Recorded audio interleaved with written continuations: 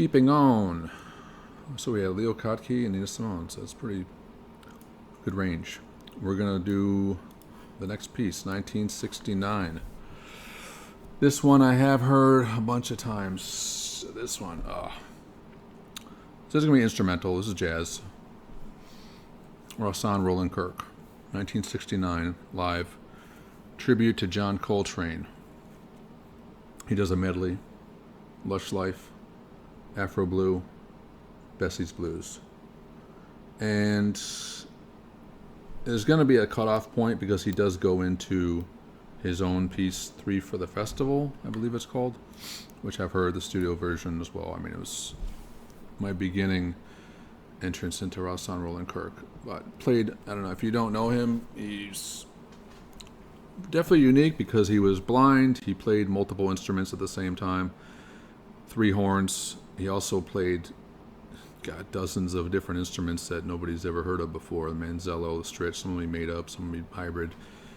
But for that reason, jazz has its borders that they easily recognize these standards, and he's, he followed those standards to some degree in his early career, but at some point he also, like Nina Simone, kind of went into the soul, more of a fusion. Not like Miles Davis, but more like a soul music. And he did a lot of covers too. He would do a lot of covers of popular songs and things like that. And I don't know how much of that was him, how much of that was the record company pushing him to become more mainstream or to, which, I don't know. It depends on his intent and what was his desire. I myself, if it works, but a lot of times it seems a little hokey just to force them into these popular arenas, when they're such giant talents. It's kind of a waste of their ability. Anyway, not to go on too long, this is Rahsaan, Roland, Kirk. Live, 1969.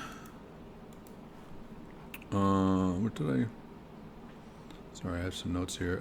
This was at the... I'm trying to remember where this was. If it was in one of the jazz festivals, I believe it was. Anyway, I'll go into his stuff a little later. But this had, this is a medley, and here we go. You're gonna enjoy this.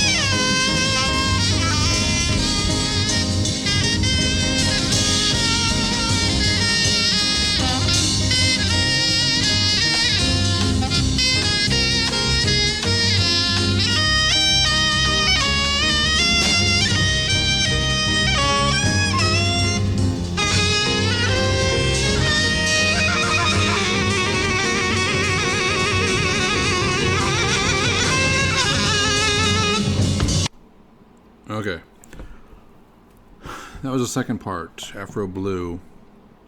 First part, the slower ballad, was Lush Life. Yeah, Afro Blue, oh my god. The piano player, okay, I think that was in 6/8, but he sounded he sounded a little bit like McCoy Tyner. He had that,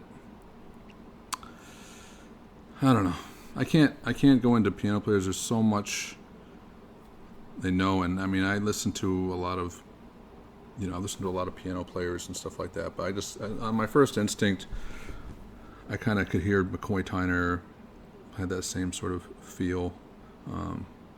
Only because this piano player, I'm not 100%. I don't know him as much. Who else he played with, so I don't know his voice quite as much, if it's distinct from other piano players at the time, or what his whole playing style was. But anyway, yeah, this is just, God. He sounds like, I don't know what the other instrument, if he's playing the manzello or the stritch, or a soprano even. But God, it sounds like a bagpipe. It's like, it could be an acquired taste for some people. It's got that really high pitched, and he doesn't shy away from, having these tones that are maybe, not completely like soothing. Obviously, he's open to making noises of any kind, as long as he feels it's in the moment. So, and I have to go along with it. But yeah, I love the sound, even though it's not my favorite sounding instrument. But it's so, the passion that he's blowing through that thing is just like searing. Anyway, I think he's about to go into the final medley piece. I forgot, I didn't put on the, he does have an introduction, obviously. He talks about this is a tribute to John Coltrane, and gave some, I think he had just passed away, and he gave some, views about his admiration for what he had done and everything like that. So there is an intro to this where he, gives the reasons for wanting to play this music, and it was meant to, give honor, tribute for John Coltrane. Okay, here's the rest. Going into Bessie's Blues.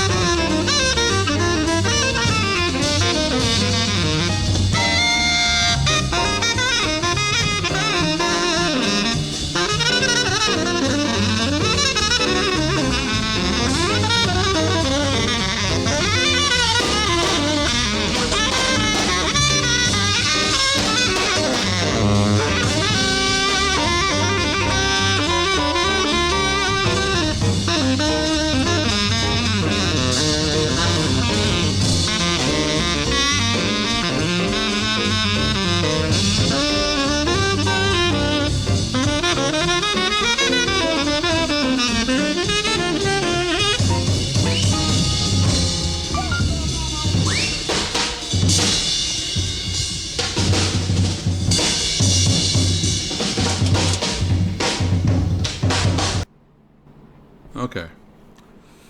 Obviously, that little transition there is going to go into the next song, but it wasn't part of the tribute to John Coltrane. I mean, it was part of it, but it went into his own 3 for the festival.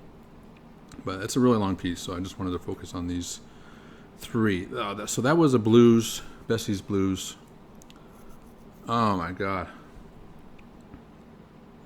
This is where he starts to go off. Yeah, he started to go off a few times there. And just, that's why, I don't know. I love Roland Kirk. I don't know what the first song I heard by him. But I think it was probably maybe 3 for the festival. It was on that album. I heard the studio version. But I heard, but this is always, this particular live, it's just, I don't know. I just love his ability. And obviously I'm not, like I said, some people disregard him a little bit in the pantheon of jazz musicians just because of his antics, so they thought him playing multiple horns was, kind of gimmicky. But I mean, just listen, just go off the listening, just hear it. It's freaking, I don't know. If Mingus, he played with Mingus on many stuff. If Mingus respected him, then who am I to say, that he's not doing his job. Anyway, so a little bit about this. There's another thing I don't do a ton, and that's give credit to other artists on the recordings. Or I never focused on it too much. I didn't know who all the sidemen were all the time. Roland Kirk, yeah. Tenor sax, manzello, stritch, clarinet, whistle, vocals on this particular album. Ron Burton on piano, Vernon Martin on bass, Jimmy Hops on drums. I think I've heard of Jimmy Hops before, but like I said, I don't have much association with who else he's played for. Okay. So a little background. Roland Kirk was self-taught on the bugle and trumpet, which he stopped playing after a doctor said it could damage his eyeballs. He received more formal musical training on the clarinet, saxophone, and the school band at the Ohio State School for the Blind, which he attended from 1941 to 1953. So yeah, long schooling. I guess on this it plays tenor sax on Lush Life, switches to manzello and back for Afro Blue, so that was kind of the almost bagpipey sounding horn, and switches back to tenor for the some of Afro Blue and Bessie's Blues. He was awarded first place in the Downbeat International Critics Poll in 1962, and won I think Quincy Jones had said this at some point. He was awarded one manzello and stritch first place in polls 14 years in a row, which, yeah, was he the only one up for winning, playing manzello and stritch for 14 years?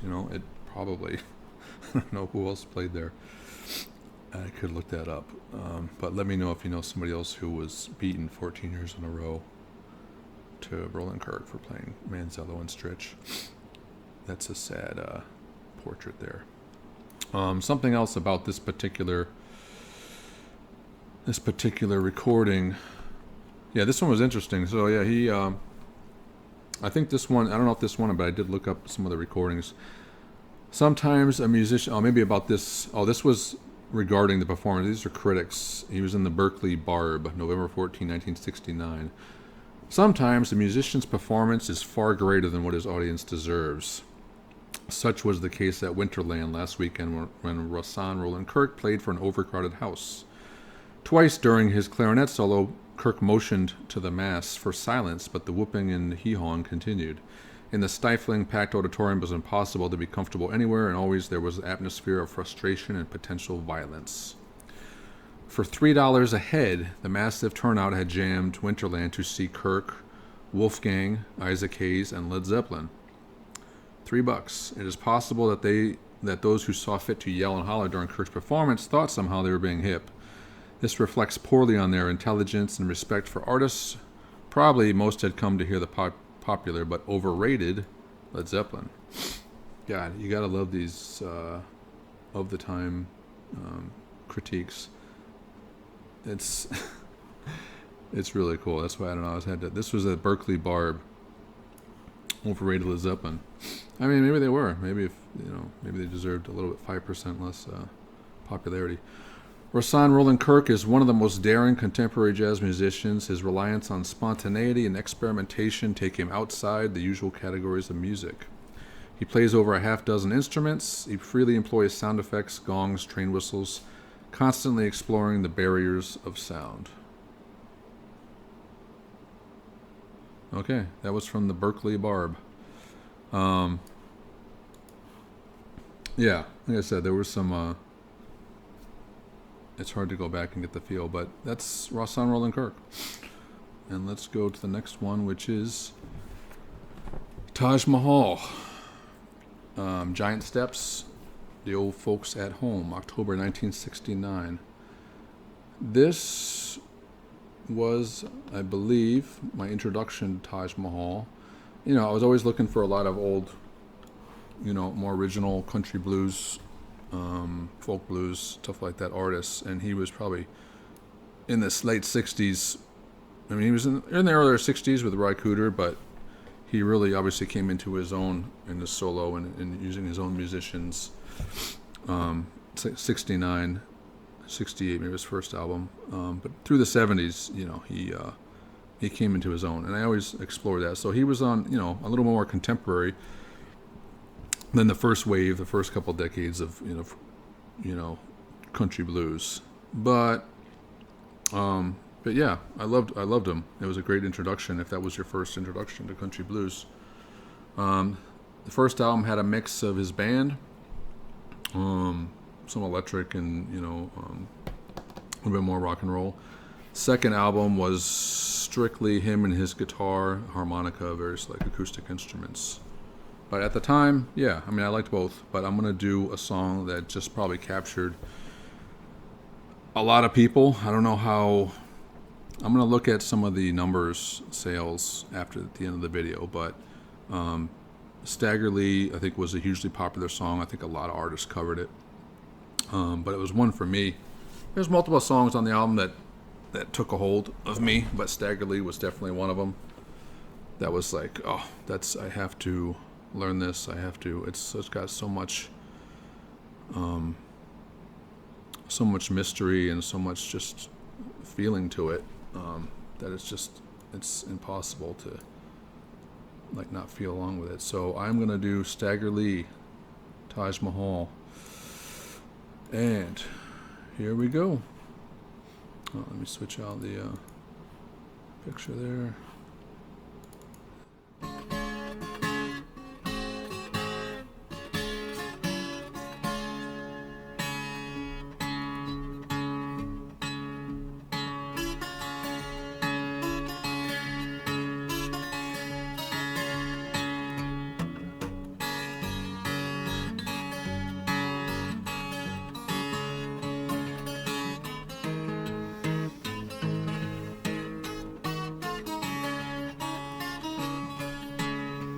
Could be on a rainy morning, could be on a rainy night.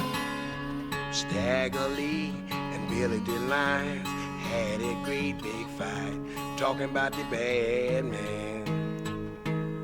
Cool old Stagger Lee. Stagger Lee said, Billy, man, you know I can't go with that. I done won all your money and your great big Stetson hat, talking about the bad man. Cool old Stagger Lee. Stagger Lee said, Billy, man, don't take my life. I got two lovely children, I got a very lovely wife, talking about the bad man. Cool old Stagger Lee.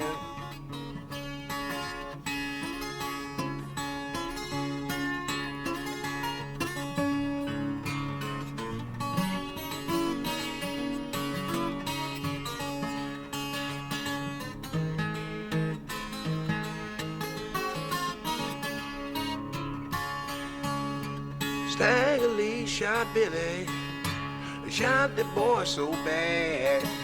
The bullet went through Billy. Broke the bartender's looking glass, talking about the bad man. Cruel old Stagger Lee. If you ever down in Louisiana, going to the Lions Club, every foot you be stepping in, Billy the Lion Blood, talking about that bad man, cruel old Stagger Lee.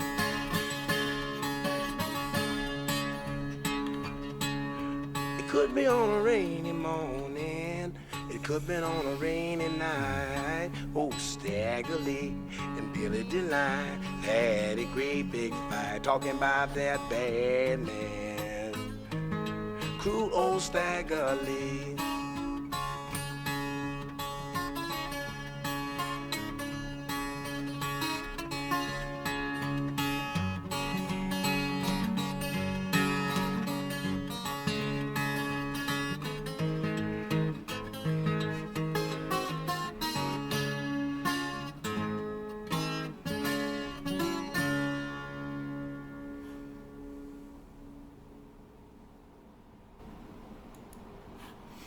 All right, Stagger Lee. So that was a pretty, probably comparable version of the song that other, obviously it's a little more contemporary than like Mississippi John Hurt. And probably, I don't know if I looked up the song and see how many people did it, I'm sure even like Peter, Paul, and Mary and folk groups did the song too. So it was covered a lot of times and a lot of different styles, and sort of had that trending popularity no matter what instrumentation and what artist decided to do it. But yeah, after getting into like rock and exploring jazz, country blues was a prominent part of stuff that I was interested in playing and trying to crack the code. Blues in general, electric blues and stuff like that too, but country blues was a whole different code, and obviously it's a little different, especially the technique of playing it and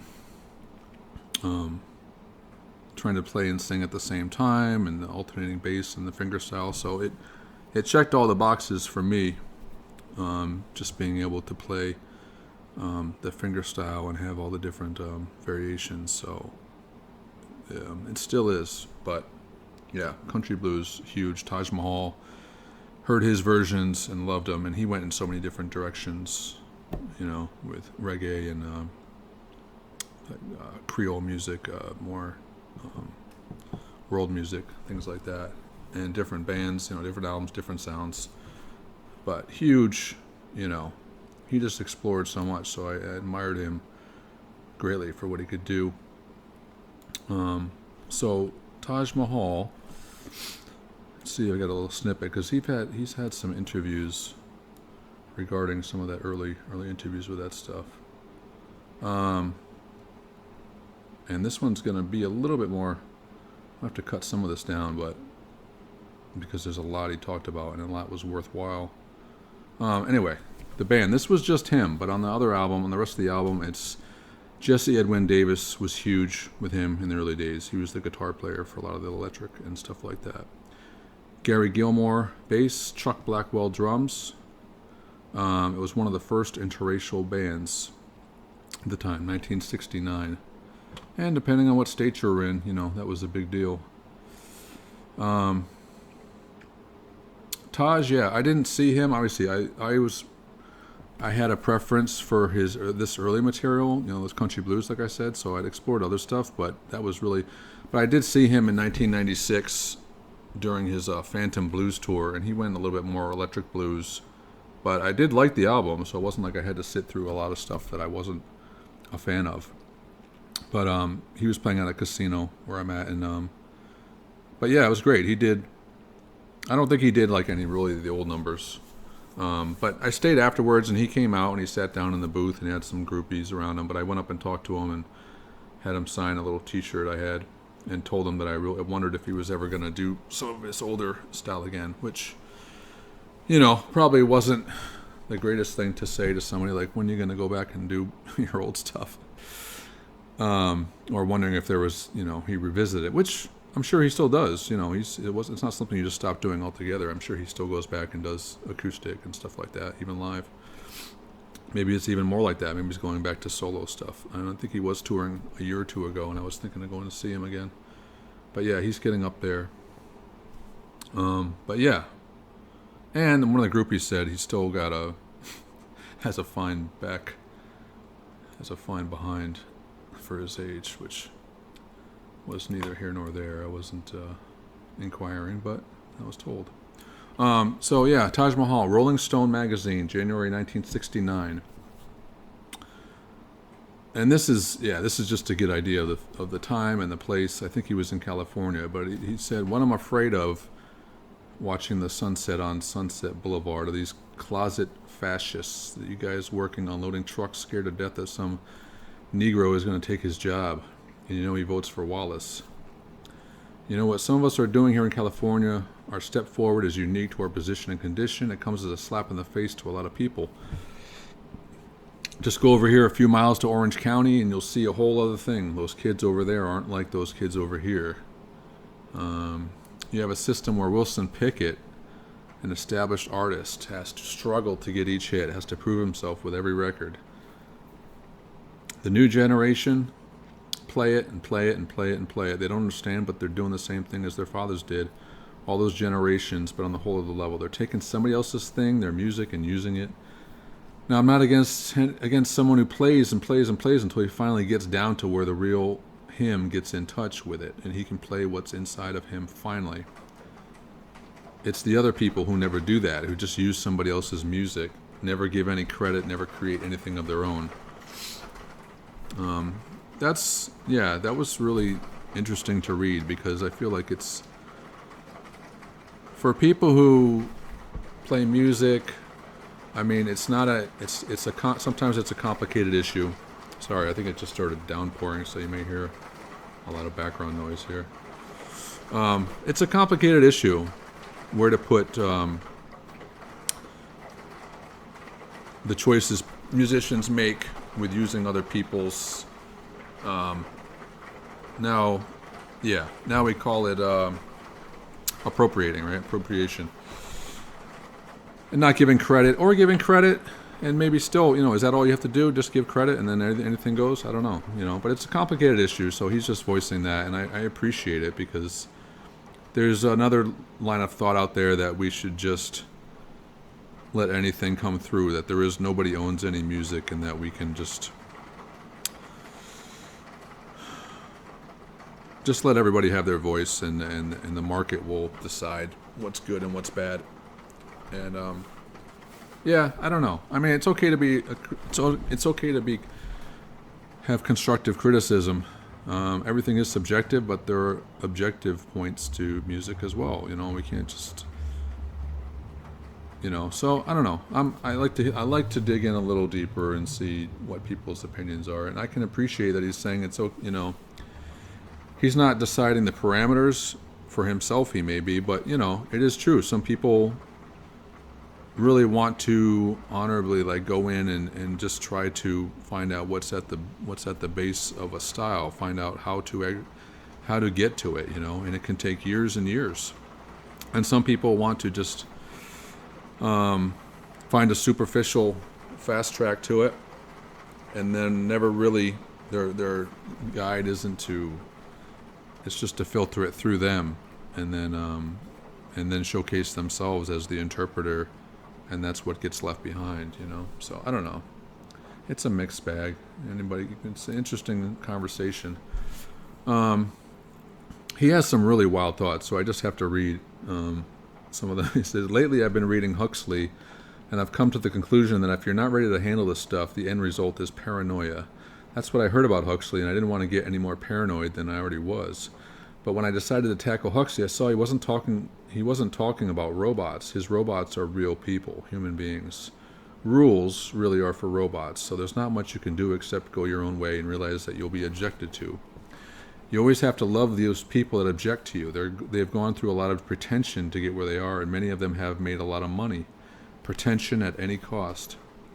Different people do get along in some spaces, but basically this country isn't ready for any kind of cool action. Everybody is geared up to an aggressive situation. They've got the robots to pull it off. I've managed to get out of those games that are being played. The black versus white game, the white versus black game, the black versus black game. I haven't completely. You see, to be a black man in America, you got to work 3 times as hard. I see, we've heard that. It's different spaces.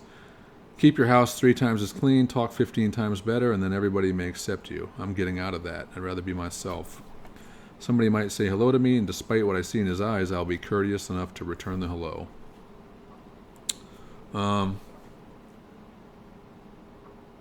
He goes into some more historical.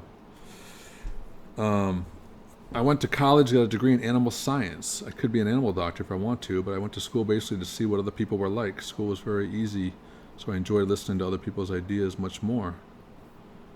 You can't learn how to live in a draggy situation until you get away from it. I know I have something to say, and I'm beginning to work it into my music. And I think this was the first album where he was beginning to work into his music, although he was still doing in this idiom, in this style, and was doing a lot of covers. And putting out like portrayals of this style of music. But I think it was early in his career, so he was beginning to find his own.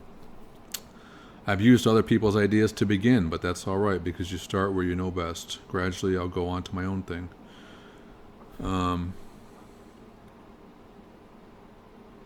Let me find, I don't want to read this whole thing, but it's...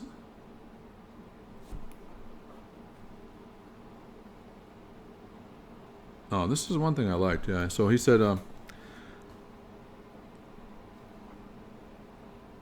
if everybody's giving, then everybody is receiving. That's simple, but poignant. I don't know if it comes from any philosophy or something like that, but people should be seeing the good things because that's the only way you're going to be happy. When you feel you're alive, you can do whatever you want.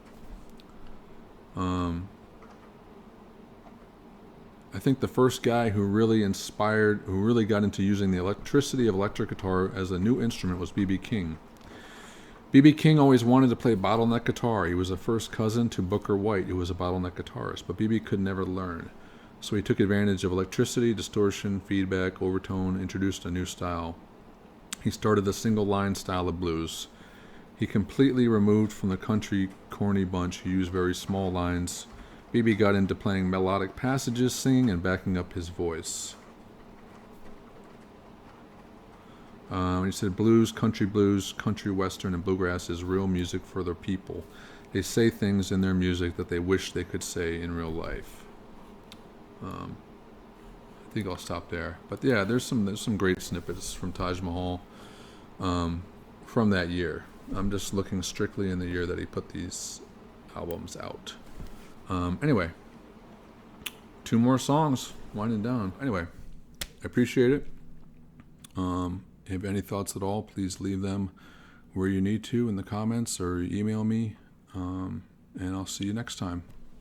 And it will be, I think the next video is going to be on, like I said, these are the first few videos. The next video is going to be on the first pieces of music, just 2. Not a whole expansive, but the first 2 pieces of music that made me want to become more of a musician and inspired me to pick up an instrument and start learning. So I'll look forward to you on that, and have a good one. Bye-bye.